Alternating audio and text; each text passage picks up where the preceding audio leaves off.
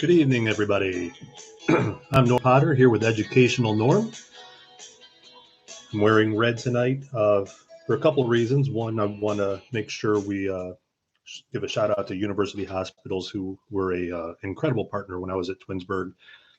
They were phenomenal in what they were able to offer our kids and whatnot. And also red for supporting my hometown community of Geneva. It seems like right now there's a lot of hurting going on there. Um, a lot of divisiveness and a lot of frustration. So I'm there supporting the teachers and hoping that the kids can get back to school here soon. It's not a good situation at all, and I know I'm on the outside looking in. I just hope for the best resolve, and I support those teachers that are out there on the picket lines today. Um, it's not an easy day, especially when the weather turned the way it did. But I'm here to talk about that. And this was talked about, was going to be my topic way before what was happening in Geneva happened. And it just worked out that way. Um, the title of our talk tonight is Do Not Break Your Teachers. And I said that because time after time when I was in meetings with people, they were saying how much strain they're under and how much pressure and how much stress. And it was not just what I would consider an average teacher that may have said that. It was all teachers. It really has been across the board. And I saw that last year when I was in Twinsburg, when I was going from classroom to classroom on times when I was out in the schools, which didn't happen much last year. But the stress that I saw on the teachers' faces and just knowing where their priorities were and knowing how much they cared about kids, it really is a really hard situation that we are in as an education system. And I want to put it in perspective a little bit to think about when you first got your job. For me, it took 5 years to get through college. Uh, that's a longer story. 5 years, half a decade. And then I had to do 300 hours in the classroom prior to student teaching. And then I did my student teaching for a semester. And then I did some subbing. So I had all that time to really prepare for a traditional classroom. And once I got into my first classroom, it's exactly where I did my student teaching. I had the support of every teacher because every teacher in that building had been through the exact same thing that I was going through. And they offered a lot of great advice and a lot of support. And they really had empathy because they knew exactly what I was going through. So, putting that in perspective, it wasn't until 10 years later where I finally got to the point where I was extremely comfortable doing everything I needed to do for kids, having the curriculum the way I wanted it to be, interacting with kids and parents and the community the way I wanted it to be. It took me 10 years. Now, when we go back to when this whole thing started with the pandemic, we had 3 days. The first day to do online teaching. And online teaching has been around, but our teachers that are in the buildings, that was not their forte. That was not anything they were trained in to be really good at, nor did they have time to really process that information. And because of that, a lot of people were very forgiving about what we were able to put together in a very short amount of time, and they were appreciative that we even had anything. So when we take that perspective, and now we move it into the next year where we're getting into learning how to do this thing more effectively, it's still it's a year, it's a summer that we had to really prepare for that. And yes, that's a summer, but knowing that it took how to do a traditional classroom for me, 5 years, 300 hours, student teaching and subbing, to ask teachers to come back over a summer when there were still many unknowns, we had to plan for two different types of scenarios. And those scenarios really were wide ranging.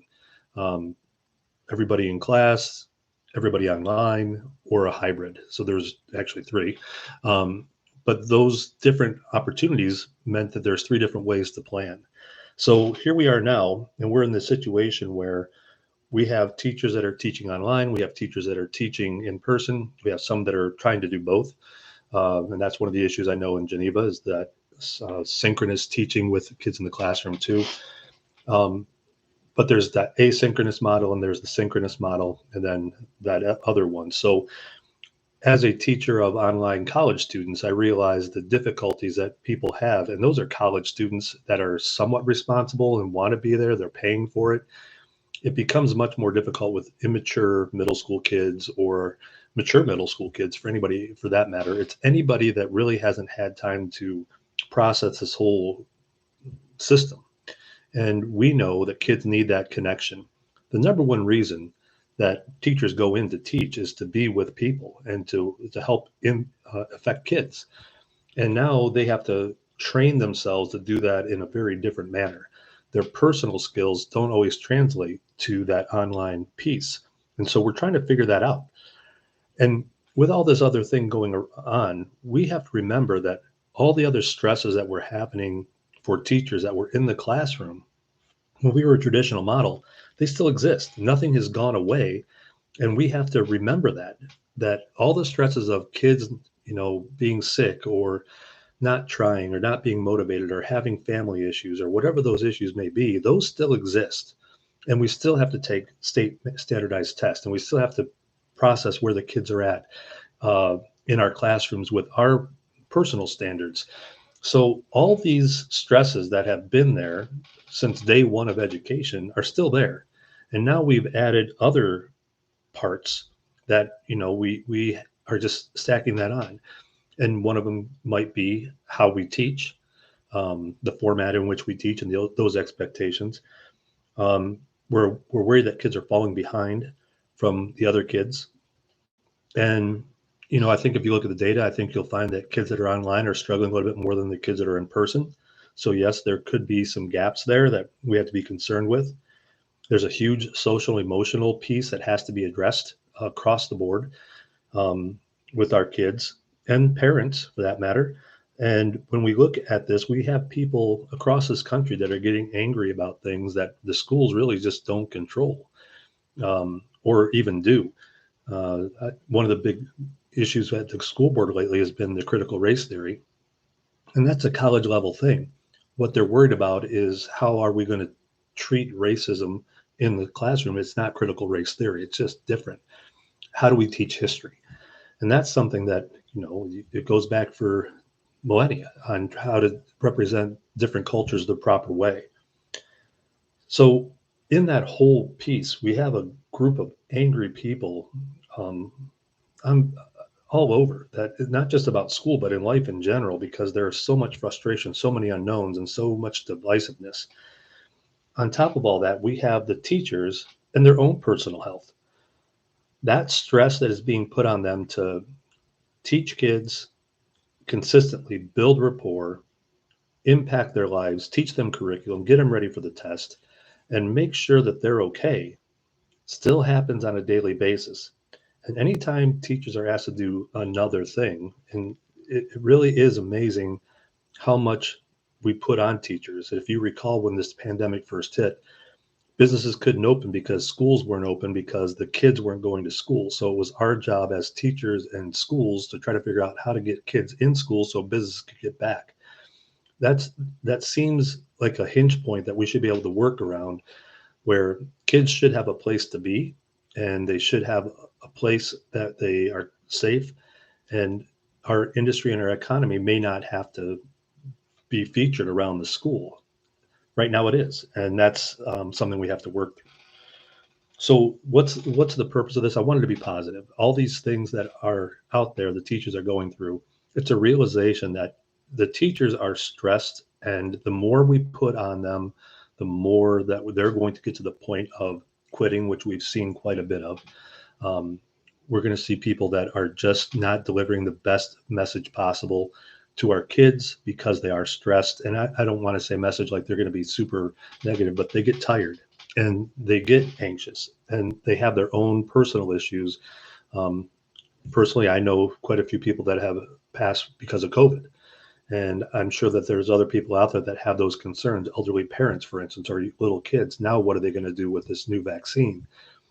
So whatever stresses parents are going through, the teachers are going through it with their own family and their second family of the kids that are in front of them. So we have to keep that in mind. The teachers are doing an amazing job, and it's frustrating to know that there might be more and more piled on. So one of the things that I always try to do is come up with solutions. And I do think that the solution is that we want to keep our teachers taken care of. And it may mean that we have to change how we operate. So some of those limitations might be determining what works within a district. what works for your in particular city, community, whatever it may be, to make it work for your kids and for the expectations of the community. There's always budget priorities that have to be addressed, and budgets in general. What are your access to the resources that will allow you to for change and allow for things to happen the way they need to be, not how they used to be? I think that we have to put that out the window. The old model's gone, and we have to start focusing on what's next. The last three are really the hardest parts. We have to get rid of the us versus them mentality across the board, not just in schools, but across the board. It seems like everybody wants to pick arguments, whether they're valid or not. We have to find a way to compromise and work together. And like I said, that is not just a school issue. Look at our Congress, look at our country. There's a lot of divisiveness. You have to be willing to make changes. We're in a prime spot to step up and do some things across the board in education that can benefit kids now and in the long term, and change how we deliver and execute education. And we have to start mending those feelings of the bad feelings that are out there. Again, not just in schools, but in general. We have to stop looking for fights. You have to listen better, and listening has to be done with an ear of learning and not trying to find a way to pick an argument or win your argument. It's learning about what other people think and other people do. And I really do think that is something that's needed in schools more and more as we try to change things and communicate what we're going through as districts. So I want to make sure that when this is all said and done, that we are starting to listen to each other much better. And again, with a listening ear and a learning ear, not a critical ear that's looking for an argument. This has probably more meaning today than anything, but my usual sign off is be kind, be professional, and we have to find solutions. And I hope that you will subscribe to this channel. I hope you'll share the video. Again, Geneva, I hope you find a way back in the classroom soon. I'm here, and I'll always support Geneva schools and the teachers, especially, and my friends that are teachers there. I feel for you, and I wish there was something I could do to help out. But have a great night, and I'll have Nick Zuber take us out. And I just want to say it again: be kind, be professional, and find solutions. Have a good night, everybody. Nick, hit it.